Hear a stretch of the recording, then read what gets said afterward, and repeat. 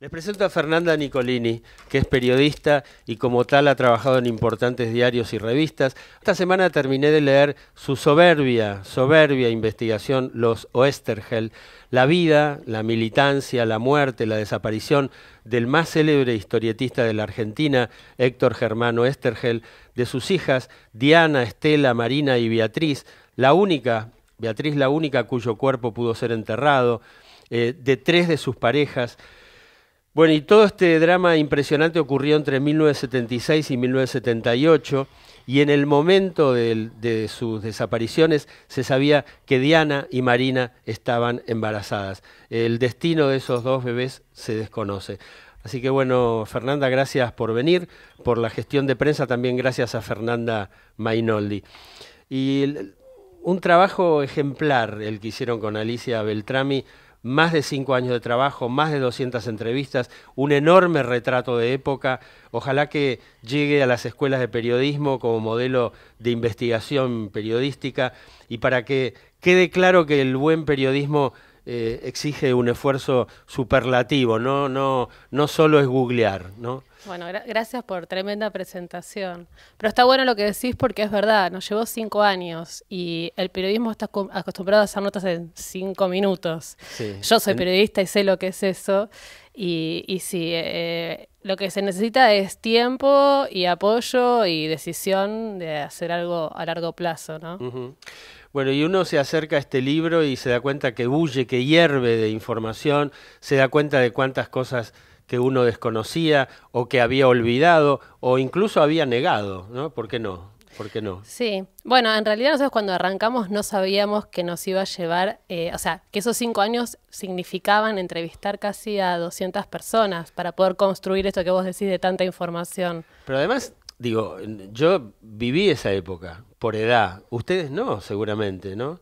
No la vivieron, es más complicado todavía. Sí, y al principio pensábamos que era complicado y después nos dimos cuenta que la distancia generacional nos dio mucho más libertad para reconstruir esta historia, porque nos pasaba que por ahí cuando uno entrevista a alguien que fue protagonista o que lo vivió, lo padeció, se cargan un montón de cosas, ¿no? Uh-huh. Por decir, digo, a veces uno dice responsabilidad, culpa, no sé, estaban los convencidos, los que se habían arrepentido, un montón de cosas pasaban en el medio que no te daban la distancia que por ahí tuvimos nosotras para poder ver, o sea, cuando decimos todas las voces, nos estamos refiriendo a todas las voces dentro de esa familia también, ¿no? Porque tenías no sé, el convencimiento de las hijas y de Héctor y la voz contrastante de Elsa, la madre, que estaba en contra de su militancia, y reconstruir todo eso era también poder incorporarlo sin nuestros propios prejuicios en relación a esos pensamientos, ¿no?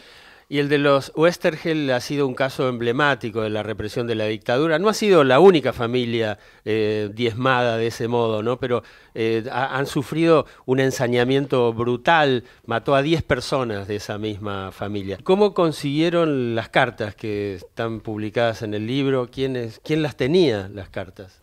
Las tenía Elsa, básicamente. Vos ibas a nosotros, por suerte pudimos entrevistarla antes que falleciera, ya murió el año pasado.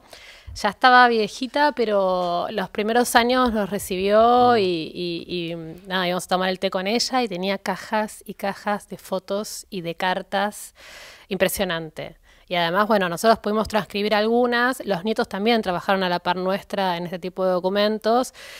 Y te ponen la piel de gallina, porque cuando vos haces un libro en donde no puedes entrevistar a ninguno de los involucrados excepto a Elsa, decís, ¿cómo era la voz de estas personas? ¿Viste? ¿Cómo hablaban? ¿Cómo se vinculaban? Porque nosotros todo eso lo podíamos reconstruir a través de los testigos, los que lo habían conocido, pero la esencia de ellos, estaba en esas cartas. Vos veías, ¿viste? Qué palabras usaban en ese momento y te emociona. Ella no llegó a leer el libro, de hecho ya a lo último, como que ella sabía que estábamos haciendo el libro y demás, pero nunca le dimos a leer nada porque nos parecía que era un poco fuerte, que nada, muchas cosas que se decían ahí y ella ya a lo último prefería, ella siempre nos decía, no, prefiero hablar de ahora, de mis nietos de ahora, o sea, ella reivindicaba todo el tiempo la historia de sus hijas, pero... Y por ejemplo, los dos nietos que sobrevivieron, uno se llama Martín Mórtola Oesterheld, el otro no tengo el... Fernando Araldi. Fernando. Digo, ¿contaron con ellos?